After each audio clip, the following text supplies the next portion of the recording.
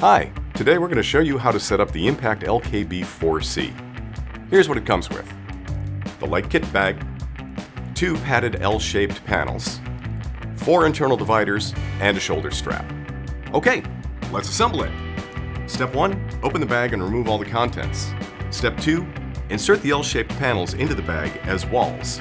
Press the L-shaped side panel to the touch connect strips at the top of the bag walls to secure them. Step 3. Insert the dividers and press the touch connect strips to the L-shaped panels to secure them in place.